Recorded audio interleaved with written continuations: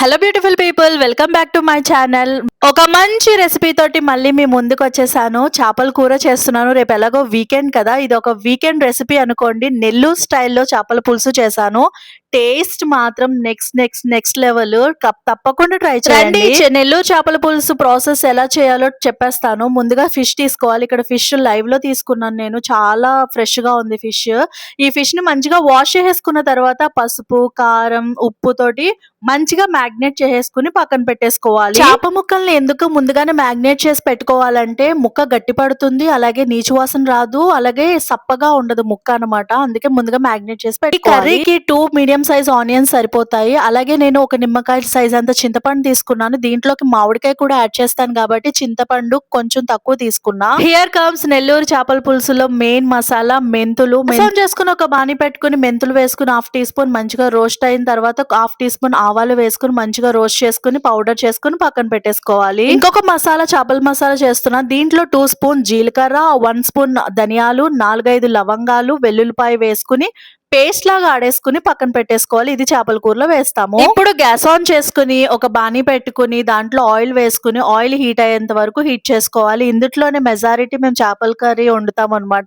విడివిడిగా ఉండి ముక్కలు చెదరకుండా ఉంటాయి. చేపల కూర కాబట్టి కొంచెం ఆ మాత్రం ఆయిల్ ఉంటుంది. మీరు మళ్ళీ ఆయిల్ ఎక్కువ వేసేసాను అని అనుకోకండి. ఆయిల్ మంచిగా హీట్ అయిపోయిన తర్వాత ఉల్లిపాయలు పేస్ట్ చేసి పెట్టుకున్నాం కదా, ఉల్లిపాయలు వేసేసుకుని మంచిగా ఫ్రై చేసేసుకుంటే మనకి ఈ కలర్ లో వచ్చేస్తాయి, గోల్డెన్ ఫ్రై కలర్ లోకి. తర్వాత దీంట్లో పచ్చిమిర్చి కూడా యాడ్ చేసుకోవాలి. ఉల్లిపాయ పేస్ట్ పచ్చివాసన పోయిన తర్వాత దీంట్లోకి ఒక 1/2 టీ స్పూన్ అల్లం వెల్లుల్లిపాయ పేస్ట్ కూడా యాడ్ చేసుకుని ఒకసారి మంచిగా మిక్స్ చేసుకోవడమే. అంతా మిక్స్ అయిపోయిన తర్వాత గ్యాస్ అనేది సిమ్ లో పెట్టుకుని ఇప్పుడు చేప ముక్కలు మ్యాగ్నేట్ చేసి పెట్టుకున్నాం కదా, ఆ చేప ముక్కలను ఒక్కొక్కటి కింద ఈ కడాయిలో అరేంజ్ చేసేసుకోవాలి. అంటే ఒకేసారి వేసేయడం వల్ల ముక్కలు విడిపోతాయి, అందుకోసం ఒక్కొక్కటి కింద అరేంజ్ చేసుకోండి. చేప ముక్క విడిపోకుండా మంచిగా వస్తాయి. కొంచెం సిమ్ లో పెట్టి కాసేపు మగ్గనివ్వండి. చేప ముక్కలు వేసిన తర్వాత సిమ్ లో పెట్టి చేప ముక్కలు మగ్గిన తర్వాత చింతపండు నానబెట్టుకున్నాం కదా, దాని పులుసు తీసి ఆ పులుసుని దీంట్లో వేసుకోవాలి. ఎంత వరకు అంటే చేప ముక్క ములిగేంత వరకు కూడా ఈ చింతపండు పులుసును వేసుకున్న తర్వాత మంచిగా ఒకసారి గరిట పెట్టొద్దు, 2 సైడ్లు క్లాత్ పెట్టుకుని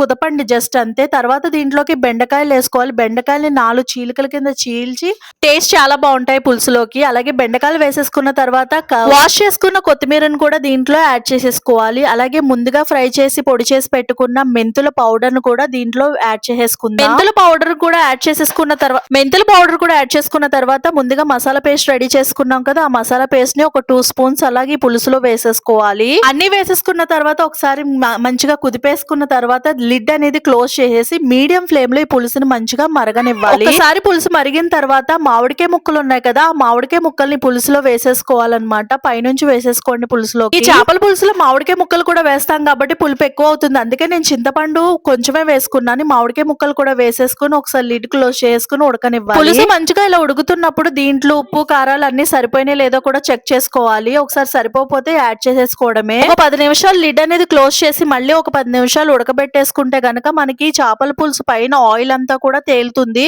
ఇలా ఆయిల్ తేలిపోతే మనకి చేపల పులుసు అనేది రెడీ అయిపోయినట్టే. ఎంతో ఈజీగా చేసుకునే నెల్లూరు స్టైల్ చేపల పులుసు అనేది రెడీ అయిపోయింది. దీంట్లో మామిడికాయ కూడా వేసుకున్నాం కాబట్టి టేస్ట్ నెక్స్ట్ లెవెల్ లో ఉంటుంది. ఈ వీకెండ్ తప్పకుండా ఈ రెసిపీని ట్రై చేయండి.